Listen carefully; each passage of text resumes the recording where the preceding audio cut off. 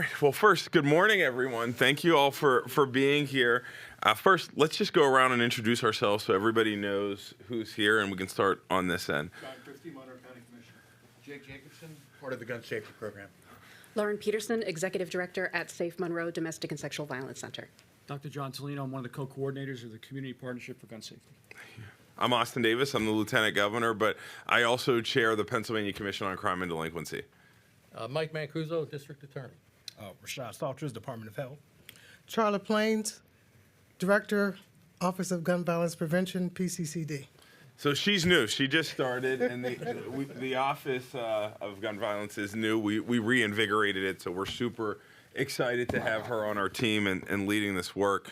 I'm so grateful to be with Representative Probst and Senator Brown, who have just been tremendous champions in the legislature, along with Representative Madden, who I know was not able to join us today, but I did speak to her on my way in, and so I'm so grateful for their leadership. You know, gun violence is the issue that brought me to public service. My first job ever was working in county government as a senior advisor in Allegheny County. And while I was there, I helped create the first ever Office of Violence Prevention within the county health department to address gun violence from a public health issue. I'm proud to serve as the chair of PCCD, which provides funding through the Violence Intervention and Prevention, or VIP program, as we like to call it, for community-based efforts to address gun violence all across Pennsylvania. Since 2023, our administration has awarded $85 million to more than 130 projects across Pennsylvania. I've visited VIP programs in Philadelphia, Pittsburgh, Allentown, Wilkes-Barre, even Bradford County. And every project is unique, tailored to their community's specific needs. In 2024, PCCD awarded Monroe County with nearly a $700,000 grant in VIP funding to make your community safer and reduce gun deaths. I'm looking forward to hearing from you to know how that funding's being put to use and to see how we might be able to help with some more at some point in the future. The newly signed state budget that the governor signed about a week and a half ago increases funding for the VIP program by 10%, which will total about $62 million in funding for this year, which is really, truly incredible. This budget also funds another 4 cadet classes at the State Police Academy. Because of the investments we're making, Pennsylvania is seeing a huge decline in gun violence statewide. However, gun suicides remain a significant issue here in the Commonwealth, and particularly in rural areas as well as here in Monroe County. Suicides represent more than half of the gun deaths in Pennsylvania, and we're taking a comprehensive approach to this issue. We have our new director of the Office of Gun Violence Prevention, Charla, who I recognized earlier today. But we also have the State Department of Health's leading expert on violence prevention with us as well. And we work with our Department of Education and other members of the School Safety and Security Committee to make our schools safer for all of our kids. This is something particularly near and dear to my heart, as I became a new dad 2 years ago for the first time. And so as my daughter becomes school age, we want to make sure that all of Pennsylvania's kids have the opportunity to be safe and feel safe when they're in the classroom. Also, PCCD is helping victims heal and address often the deadly intersection between domestic violence and gun violence in our communities. We're making real progress, but even one life lost to gun violence is, quite frankly, too many. And I want to be clear, as I've traveled all over Pennsylvania, this isn't just a Pittsburgh problem. It's not just a Philadelphia problem. It's a Pennsylvania problem, but it's also uniquely an American problem. And it is a problem that we can and we must do something about. And so I'm so grateful that you all are here with us. You all are stepping up in this community to do that work, to save those lives. It is truly impactful. And I want you to know that the governor and I are always going to be a strong partner with you in this work. And so it's my pleasure to turn it over to Charlotte Plains from the Office of Gun Violence Prevention for a few minutes to to discuss the work her office is doing. Thank you, Lieutenant Governor. Hi, everyone, again. As previously mentioned, my name is Charlotte Plains, and I am now the Director of the Office of Gun Violence Prevention at PCCD. Last September marked 1 year since Governor Shapiro reestablished the Office of Gun Violence Prevention, and we've hit the ground running since then. Let me give you a quick snapshot of what the office has accomplished. We hosted 7 listening sessions across the state on critical topics like youth gun violence, suicide prevention, firearm safety, and how domestic violence intersects with gun violence. We launched a statewide survey that gathered insight from more than 800 Pennsylvanians. We partnered with PCCD's Juvenile Justice and Delinquency Prevention Committee to include a youth gun violence component within the 2025 Juvenile Justice and Delinquency Prevention Plan to the governor. And we helped advance funding recommendations aligned with gaps and needs we heard from stakeholders, including dedicating funds for firearm suicide prevention and funding for hospital-based violence intervention programs in high-need communities. Looking ahead, one of our top priorities is launching county-based, regionally focused teams. These will help us dig deeper into local data, identify service gaps, and implement strategies that are proven to work. We know that gun violence doesn't look the same in every county. When you see what you are seeing in Monroe County differs from what folks may be seeing in a Delaware or Westmoreland County. That's why it's critical to sit down with folks like you all who understand best what happens and what's happening in your communities, and discuss how we can make the biggest impact to implement positive change. So before I hand things over to Rashad, I want to encourage everyone to fill out our stakeholder interest form, and also you can find on our website or scan the QR code on the handouts I brought today. We're looking for passionate, engaged folks to join upcoming regional meetings, so please share the form with your networks. I'm really excited to be a part of this conversation, and I look forward to hearing how we can help Monroe County continue to do the great work that they're doing. Thank you. And thank you, Charlotte. Hello again, everybody. My name is Rashad Salters. I'm the Public Health Program Administrator from the Department of Health in the Division of Violence and Injury Prevention, and I oversee our Safe Firearm Storage Program. Right now we have, using CDC funding and block grant, we are able to fund 4 entities for our safe firearm storage. We have 2 located in Philadelphia, 1 in Lancaster County, and then 1 that we just contracted in Allegheny County. And safe firearm storage and gun violence prevention is such a dire need right here in the state. And that's why I'm so excited to hear about the work that you're doing in Monroe County, so we can get some kind of tools, tricks, put some more tools in our arsenal so we can spread the word and also see some other things that are going on in the county that we can actually extend throughout the state. Well, thank you both so much for being here, and we're just going to open this up with some questions, and so feel free to jump in at any time as we're going through the questions. But my first question is to the Commissioner. What are some of the biggest issues you are currently seeing in the community as it relates to gun violence? In Monroe County, we have an abundance of. Keep your mic in, please. In Monroe County, we have an abundance of people that have carry permits, concealed carry permits. What we also are on the precipice is that we are both a urban and rural area. As we all know, when you are more rural, you are more likely for suicide as opposed to urban side.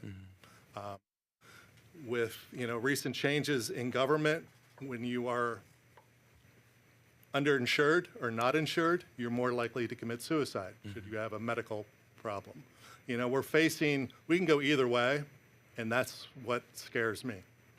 Do you think some of the changes, what do you think's driving that, particularly the suicide rate? Do you think it's changes in people's health care coverage? Do you think it's just an overall stress that people are facing in uncertain economic times? Like, what do you think is driving people? When you look at the statistics of who has committed suicide, you will find that for the most part, you know, the one that sticks out is a 60 to 55 to 75-year-old white male is your prime candidate. That is, you know, I'm sure if you look back into their medical history that there's something catastrophic, or whether it's loneliness, you know. That's the other thing too is that, you know, we're dealing with so many different things. Since COVID, I mean, we were trying to break down all kinds of silos before COVID, and COVID just allowed us to build bigger and better ones.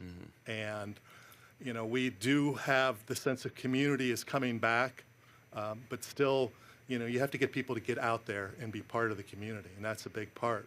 But Monroe County is kind of unique in that we have an awful lot of guns. We want to make sure they're secured, but on the other side, we're rural, and we have to be, you know, we're lucky enough to have good health care representation in our area, you know, but if you look right across the way at Carbon County, they have one of the highest suicide rates, you know, per capita. Yeah. So, you know, there's a lot going on all around us. Thank you. You know, what's interesting is that, you know, as a society, you would think we're connected more to each other with social media and the internet, but it often ends up making people feel lonely or more disconnected from each other. And you're doing that in the basement. Yeah. Thank you. So to the district attorney, building off of what the commissioner just shared, what are you seeing as the biggest challenges to addressing some of these issues, and are there specific roadblocks or barriers? Lieutenant Governor, thank you for your commitment to this issue. I know it's longstanding and personal to a degree. It's necessary in Monroe County in particular, and my experience is really just limited to Monroe County. Gun violence is so broad, it encompasses inadvertent things and acts, safety issues, the improper storage of weapons, and then it goes on to intentional conduct to the point of murder or suicide, or sometimes both. So I understand that the violent crime statistics in Pennsylvania have been decreasing since 2019, and that period that's been assessed, 2019 to 2023, it's gone down.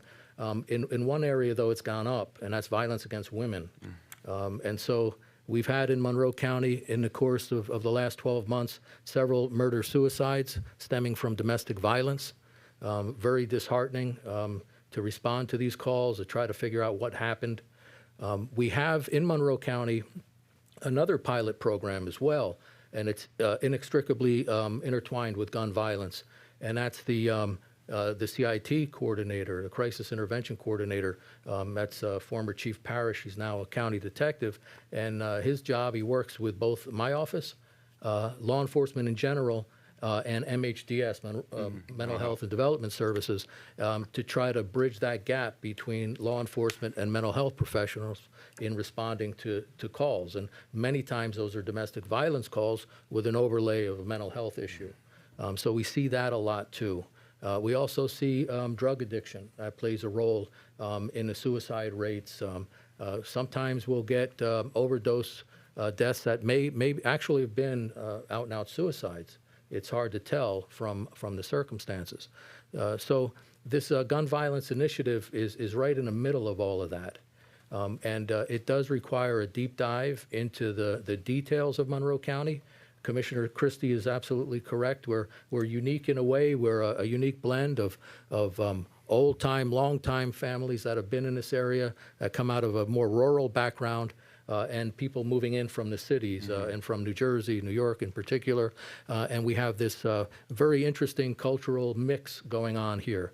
And we see it reflected in the criminal cases we get as well. So Dr. Tolino and John Jacobson were instrumental in getting several of our school districts to agree to do anonymous surveys of our youth on gun violence initiatives, gun violence, their attitude regarding guns. And all of that data now is being vetted by Dr. Rich Stansfield out of Rutgers University, and we're all waiting eagerly to see what direction we can get from that. But we know to break down silos, it's going to have to also be an attitude breakdown here. There's a lot of people that have a knee-jerk reaction that this is nothing more than a gun-grabbing endeavor, and it's not. It's a safety issue. It's responsibility. It's getting help where help is needed. So I applaud your efforts, and I believe there'll be some trainings in the very near future, but I'll let Dr. Tolino speak to that. Thank you. Yep. Okay. And this is for Dr. Tolino. So what policies, programs, or resources you think are already working well or that should be more to address these issues? Well, first of all, thank you for being here today. We truly appreciate it. Some of the policy that I don't necessarily know that this is a policy issue or not a policy issue, because I think we all believe in safe gun keeping, right? So our goals through our program is to make sure that we can educate the community members to not keep your gun in a place where this is really threefold. The first one is safe storage, and what we're trying to do, and we're going to have our first class on this on January 17th, is proper handling and storage of weapons. We can all agree that some of the issues with the suicides. Now, please understand that Monroe County leads the state and national average in suicide amongst adult males. That's alarming. State and national average. So perhaps one of those split-second decisions is resulting from the unsafe keeping of a firearm, i.e. it's not locked. So perhaps having to take that minute to find that key or find that combination could prevent that suicide. So that's number one for us. The second piece is something that District Attorney Mancuso mentioned about Bill Parrish's role in this, is the mental health side. If you have someone in your household that's struggling with a mental health issue, we will, number one, store your guns for you if you ask us to, because something that District Attorney Mancuso mentioned before is that the first thing that people thought when we came to be was that we're all about taking your guns. We're not about, we don't want your guns. But if you ask us in a crisis situation, we will gladly store them for you free of charge through this grant, which is, it's just amazing for us to be able to do that. But at the same time, we'll also be able to put you in touch with folks that Chief Parrish knows that can help with the mental health issue, the crisis that's going on in your household, which is also huge. And the last piece that we're dealing with is how do we educate and empower the youth? We were able to get into school district. We have about 1,500 responses from high school students in this survey. It hasn't been done before. I think we were lucky because Mr. Jacobson has served on the Stroudsburg Area School District School Board for many years, and I'm a retired superintendent after 24 years in the state of Pennsylvania. So we had our contacts, and we were able to get this done, which is, it's not happening a lot of other places. So perhaps that could be a discussion regarding policy. You know, how do we make this happen? Because I can't share all the data because I don't have it yet, but we will have it within 4 to 6 weeks. And I do know that at least 25% of the respondents have responded they've been outside at an outside event, not in a school, but in an outside event where a gun was brandished. And these are high school kids. This is a 9 through 12 study. So that's concerning, clearly. So whatever we can do to deal with that issue goes right back to your question. Again, I don't know that any of us are going to argue about the fact that mental health is an issue, unsafe gun keeping is an issue, and let's keep in mind that 75% of the households, of every household in Monroe County, has a legal weapon in it. So, and your reaction, Lieutenant Governor, was the same as mine when District Attorney Mancuso called me into an office with Jake and asked me to be part of this grant. I said, that can't be true. And he said, well, it is true. That's the number. So when you think about it from that perspective, and how many people decide to keep their guns on top of a refrigerator or in a nightstand, that means that one of our grandchildren, one of my grandchildren, are going to go into a house one day that they're not aware of and get their hand, then we're going to have unexpected discharge, which is a whole nother piece, which goes back to handling, which goes back to the educational program we're going to be running on January 17th for the county. It's going to be, for residents of the county, it's going to be at the 911 Center from 10 to 12. And we're excited because we're going to teach safe gun handling and gun keeping, and we're also going to answer questions. There are going to be questions, we're expecting it, questions about your carry permit. What do I have the right to do when I have a carry permit? All those types of things that aren't necessarily explained in other ways. And that's not a criticism. Yeah. It's just the way that the system works right now. Well, thank you. Thank you for your efforts. Thank you. That's Wow, that's an interesting statistic. Back to the district attorney, what do you see as some of your priority focus areas as it relates to your office in addressing gun violence in the community? My active participation in this initiative is a key. And again, this initiative touches on the hotspots in Monroe County. The statistic that Dr. Tolino mentioned is actually legal firearms. So if you were somehow to factor in illegal firearms, the numbers would be even higher. And frequently we see a lot of illegal firearms being traded for drugs. So it injects another element of violence into the community. So dealing with drug addiction, which fuels certain low-level criminal activity, that gave rise to Monroe County adopting the Law Enforcement Treatment Initiative back in May of 2023, the LETI program. And right now, I'm proud to say we're among the most successful in the state in diverting low-level chronic offenders where there's an addiction component away from the criminal justice system and into treatment. And I think in the long run, that makes the whole community safer. So that's one thing. And I mentioned the bridging of the gap in mental health-related police calls. Eventually, when we get enough services and resources, even go into a co-responder model. There's a lot of groundwork that needs to be done for that, but I know Detective Parrish is currently creating a ride-along program with mental health professionals and police so that they can work together and they can learn each other's language and how to deal with these very complex issues. And a part of that is getting your eyes on communities that are disadvantaged. We have a homeless initiative that we're working with the county, and so far we've had a good deal of success in housing the homeless, cleaning up certain areas, getting eyes on that vulnerable community as well. So any proactive measure that would involve enhancing community safety, reducing violence, reducing crime of any kind, but particularly violent crime, is what we're all about. That's right. That's great. Thank you. Sure. This is for Commissioner Christie. In 2024, Monroe County continued to report lower rates of firearm violence from assaults compared to state and national averages. However, as you've been discussing, you have a high rate of firearm-related suicides. So what are some ways, I know we did discuss some, that you feel the county and the state can reverse that trend? You know, we are forever trying to find innovative ways to do programming. To be honest with you, the LETI program would not be as successful if it wasn't for the opioid settlement, okay?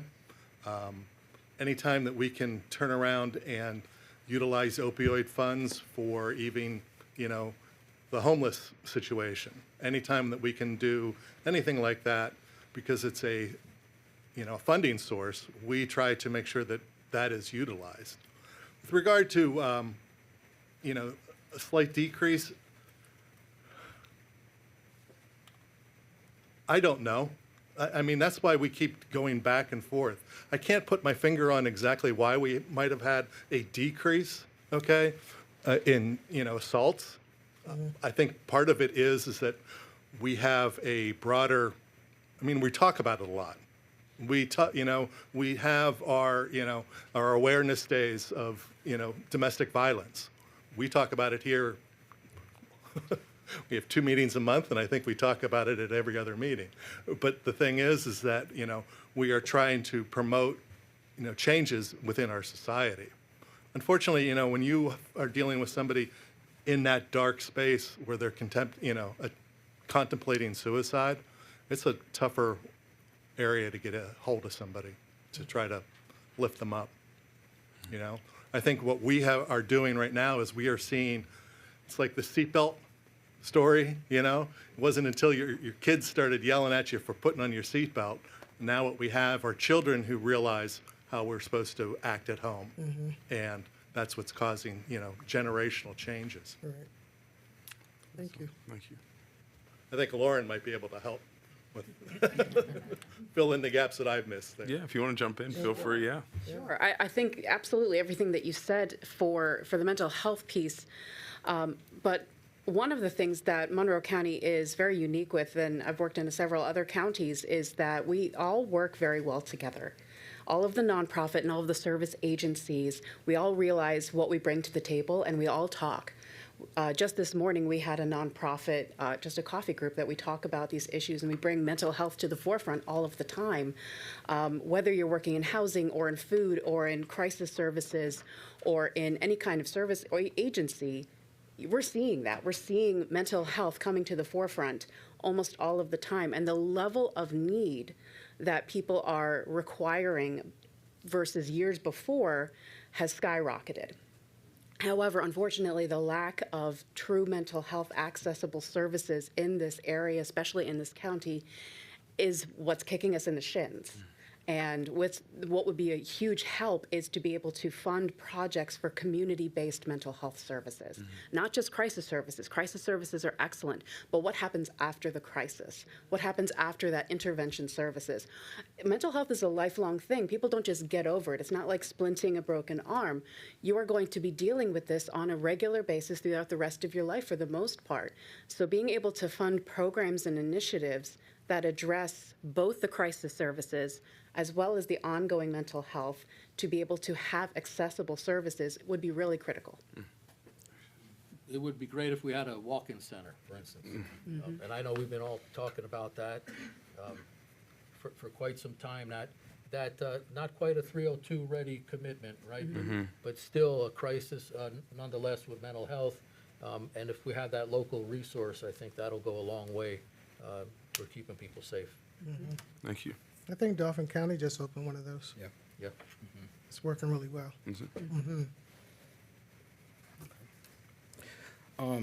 So along those lines, for Safe Monroe, can you describe the protocols and guidelines that Safe Monroe follows when they are informed of, say, domestic violence or sexual assault victims who lives in a residence that has a readily accessible firearm and is seeking help? And have you dealt with any situations of that nature in the past? Often. To your second question. The first question is every case of domestic abuse we take very individually. There's no box that you put domestic abuse survivors, sexual abuse survivors in and say, yep, this is what it's going to be. Every case is very unique, and we come at every situation, every call, every individual, every family from that perspective. Also from an empowerment perspective, allowing them to choose what options they want to take next. Because of the very specific nature of domestic abuse and the power and control, that is really critical to the work that we do in allowing them to have the options and understanding what they want to do next. We do a lot up in the forefront of safety planning.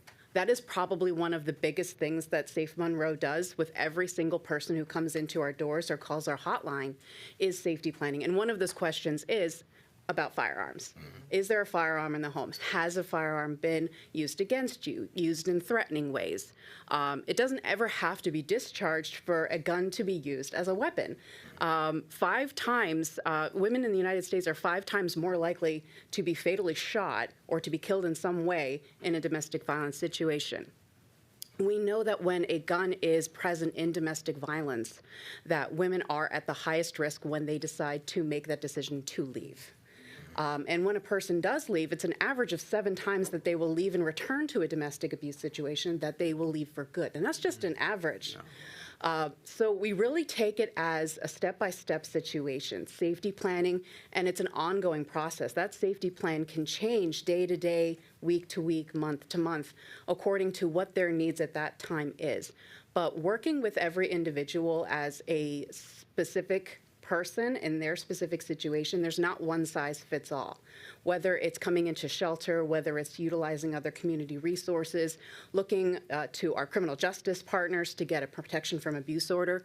Most recently, back in 2019, we had Act 79 passed, which really strengthened the laws here in Pennsylvania to allow for PFAs to require relinquishing of firearms, as well as removing that friend or family component. It has to be relinquished to a specific law enforcement partner. that really did a lot for our survivors here in Monroe County and in the state. So I think strengthening those kinds of policies, as well as bringing survivors to the table to have these discussions, because they're the ones who know what their needs are the best. Thank you for that. And you touched obviously a little bit on this, but we so much are seeing across the Commonwealth that intersection between domestic violence with sexual assault survivors and gun violence and community safety overall. Can you talk about how your work specifically is dealing with all of those intersections at once? Right, and going back to what I said in the first part of it is here in Monroe County, we have such a wonderful community-based and community connections where we all work together. If we know that someone has an initiative, let's say into the schools, I was just talking to a provider this morning who has a great mental health intervention in the schools to talk to these, and we're going to maybe think about partnering with them to go in together and working with students about healthy relationships and understanding domestic and sexual abuse and teen dating violence. If there's ways that we can partner in bringing these things together, that's where we really shine and work the best. Because once we start to silo each other off, to use the term we used before, we cut ourselves off at the knees. We have to work together. No one person, no one organization, no one entity can do it all. And where we work together and we bring these initiatives together to the forefront, we can have a bigger impact. And I think Safe Monroe does an amazing job. We've been here in the county for over 45 years doing these amazing work and cultivating these relationships with the district attorney's office, with the law enforcement, with our political partners, to be able to have these conversations and bringing these awareness. And the more that we talk about it, the more that we educate our students and educate our communities, we start closing off those gaps in the whole. And that's where the problem happens, when there's gaps in services or gaps in interventions or gaps in awareness. We have to have these conversations, even with our young people. Students that we talk to, even as young as 2nd and 3rd grade, they understand consent. They understand respect. Can I give you a hug? No, okay. It really is that simple, and coming down to respect. But it's so much broader than just healthy relationships and domestic abuse and sexual abuse. It's working with each other to come up with programs and initiatives that address the whole, because the needs are large, the situations are very complex, and we all have to do the work together. Thank you. That was actually what I was my question, because I'm particularly interested in how you're impacting young people. How have you all engaged, and you did mention some things at school and community groups, to specifically address the gun violence needs of youth? I know in our community we have conversations, and we see their friends are being killed on the street on the weekend, and they go to school on Monday, and there's never any kind of conversation about the impact or the trauma that has caused them. So are you doing any of those kinds of things here in the county? So specifically Safe Monroe, that wouldn't be necessarily our focus. It is more in healthy relationships and domestic abuse, teen dating violence, sexual abuse, sexual harassment. But we very much look forward to working with these two wonderful gentlemen and maybe, again, partnering together. If they're already doing a program, is there a component that we can bring into, because of the intersectionality of abuse, of violence, of oppression, of the needs of society? That way that we can have a kind of a holistic approach to overall abuse and violence, I think would be really key. Absolutely. I would definitely agree in the holistic approach. We would love to partner with you, by the way. Great. Tell me when. Yeah, this is for the district attorney. So has law enforcement or legal agencies experienced any instances like ghost guns or homemade devices such as switches to alter the function of a firearm? And how is it being combated for community safety? We've had a few cases involving ghost guns, possession of ghost guns.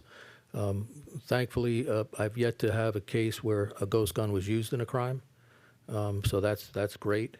We don't have a tolerance for ghost guns. They're inherently criminal because of their inability to track them and their ease of manufacture. So luckily, though, that hasn't seemed to have penetrated this part of the state yet. Yep.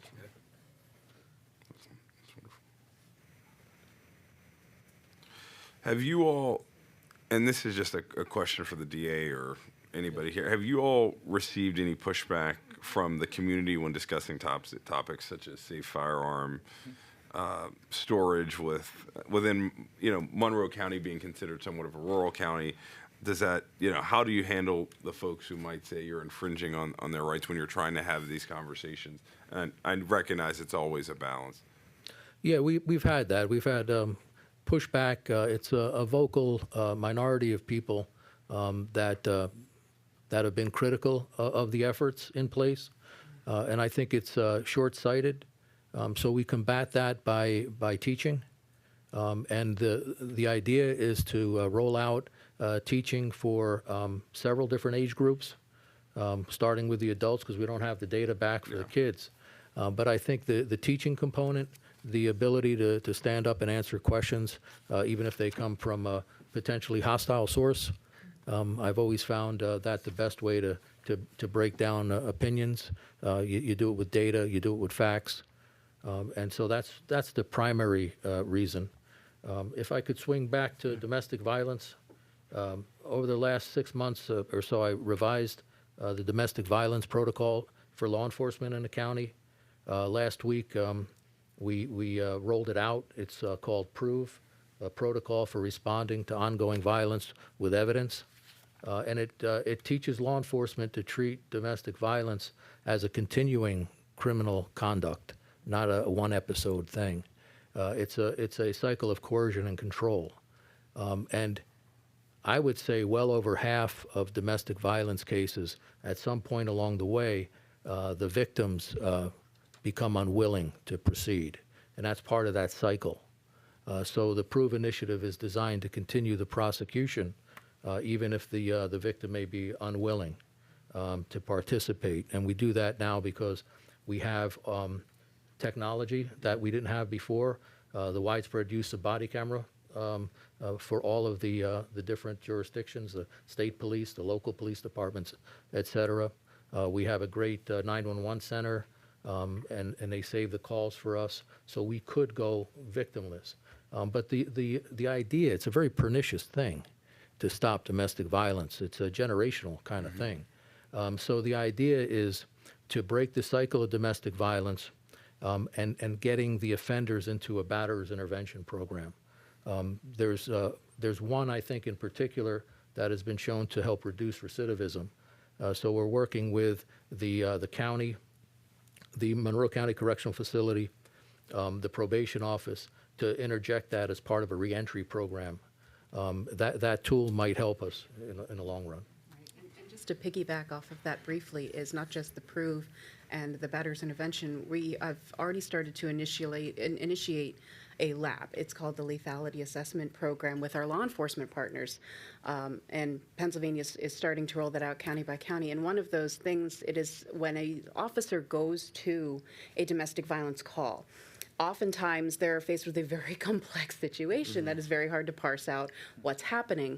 But the LAP, the Lethality Assessment Program, works to, one, identify who's the primary aggressor and who's the primary victim, because sometimes that can be muddy, and that can lead to dual arrests, which is what we don't want to have happen. But then it is a series of questions that then gauges the level of lethality. One of those questions being, is there a firearm in the home? Has that firearm been utilized either as an intimidation tactic or utilized in discharge? And if that person, the victim, answers a certain number of questions, yes, the level of lethality is high, meaning if the officer leaves and no interventions are done, that the next time I'm called, you're dead, pretty much. And by utilizing this as a tactic, then they get us connected. At that point, they call our hotline and they put the victim on the phone, and we work with them to figure out what is the best intervention at that point, whether it's shelter, whether it's a PFA, whether it's ongoing counseling and support. But what we're seeing is, and down in Maryland is where it started, and they saw approximately a 25% reduction in both domestic violence homicides and domestic violence calls back to the home over a 3-year period of time. Those are statistics that are really hard to ignore, and I know Pennsylvania is starting to roll this out on a county-by-county basis, but our local police partners are utilizing this, and we really have seen a great impact with getting them connected to services, which leads to more successful prosecution most of the time when they're connected to services. Again, all of us working together, but that lethality assessment program has really worked in our favor. That's right. And Lauren, the PROVE protocol requires that. And when I rolled out, it was an 8-hour teaching last Monday. I was disheartened initially to find that only one department, Stroud Area Regional Police, does an LAP currently. But by the time it was over, the chiefs from Pocono Township and Pocono Mountain Regional vowed to do one as well. Excellent. So progress is being made. That's right. You know, one of the things, you know, I like to ask kind of just to everybody who's here, because this is a unique group. You have myself, but you also have your legislators here. What more can state government be doing to help your efforts? And we'd love to hear any perspective on what you think we might be doing better, or what we could be adding to. I would add that just keep supporting this cause. I mean, if I could put this very bluntly to people, I have a family member who's in law enforcement in another state, and as he was entering the code to his house with his 7-year-old son, my nephew, his son said to him, "Hey, Dad, is the code for the house the same as the gun safe?" And you know what the answer was? Yeah. Yeah. Yes. Now, that's not a criticism, Right. but he's in law enforcement. It gives me chills. Right. He immediately said to me, "John, I like, it didn't even faze me. A 7-year-old Yeah. asked him that question." Yeah. So when we take gun safety for granted, right, which some people do, where you say, "Well, it's stored in my nightstand or above wherever, and my kids know not to touch it." Really? Yeah. So does my nephew, Yeah. right? Yeah. Kids always do the things that their So parents tell just them not just to to do. support Yeah. just the support of this program, to have this program in Monroe County, given the statistical information that we have, is amazing. Yeah. And I personally thank you for this. Thank you. Absolutely. To answer your question is listen. Listen to the people who are doing the work, and fund the program specifically for prevention. That is how you weed out disease, is by prevention and inoculations, things like that. And violence, oppression, domestic abuse, gun violence is a systemic problem. But the way that we can address it best is with prevention programs that have been proven and work from a community health standpoint with partners who are involved, boots on the ground, to work together on addressing these at a young level, but also in adulthood. Reactionary programs are excellent. We are one of those. We handle things that happen after the fact, but prevention really is critical, and to fund those kinds of programs. Yeah. Just to add to what Dr. Tolino said, definitely, being supported and continued support. I can tell you myself, I'm 57 years old. I'm a Gulf War veteran, retired police officer, and everything that we are teaching, I violated. So I've always had that loaded gun. I always worried about somebody coming into my house. And at my age, it changed me. It changed the way I handle my firearms at home. So if you can change somebody like me, and we continue to, get this message out, I think it's important, because you have a lot of people from, especially the West End, they're gun owners. They're shooting guns at 5 years old. They're being taught and so forth. And they feel, hey, my kids know how to handle guns. And we've heard that at the West End Fair, at our local county fair. My kids been shooting guns since they were 5. Yeah, but when little Johnny Jr. comes over to the house, and they want to start playing with the guns, and they don't know what they're doing, and that's where you get your accidental discharges. So if we can get that message out, and especially to the, everybody that thinks they're the expert, because I thought I was, and you know what? I really wasn't. I mean, maybe in firearms, but not the way I handled them. So it just makes it easier for me to preach, hey, look, this is my background. And luckily, my son, my daughter, a lot of friends over sometimes, and, not going, well, they're older now, but, I was very fortunate that, nothing ever happened. So it makes me even more passionate to make sure we can get that message out, just to prevent, and like we said before, if we can save one life, that's important. Just Dr. Tulano, and just when you were in the classroom, or back to your superintendent days, did we talk about gun safety at all in the classroom, or just as a part of some of the skills that we're talking Going about? back to policy, and I'm sorry to mention this before, it's probably the most important thing we can talk about with regard to policy. We're going to have all this data from students in local school districts here in Monroe County. I don't know how we're going to break into the schools to teach classes to do that. I'm just being honest, Yeah. because as years and years, 41 years in the business, 24 leading school districts, it's very difficult to add something extra to the teacher burden. Now, I wouldn't expect the teachers to teach this ever. Right. I would expect us to go in and do it. But the question is, how do we do that? So from that larger policy issue, let's have that discussion. How do we make that happen? How do we, even if Monroe County becomes, that place where we can get somewhere, because the stigma is that I don't want anybody talking to my kid about guns, whether it has to do with I'm not a gun person or I am a gun person. Doesn't matter who you are, where you fall on the spectrum. That's the thing. I've taught my children all they need to know about guns.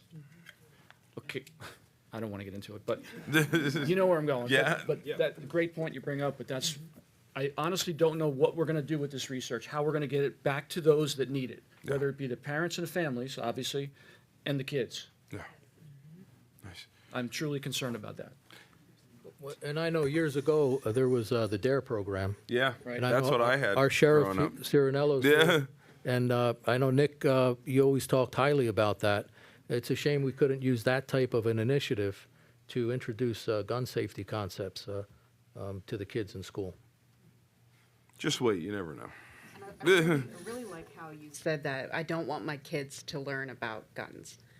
The thing is, in our society, whether it's guns, domestic abuse, sexual abuse, sex in general, they're gonna have this in their lives. Yeah. Guns are a thing. It is the United States. It is Monroe County, West End. Whether they want their children to learn about it or not, it is going to be a part of their lives. So let's at least set them up to do it safely and in a healthy way.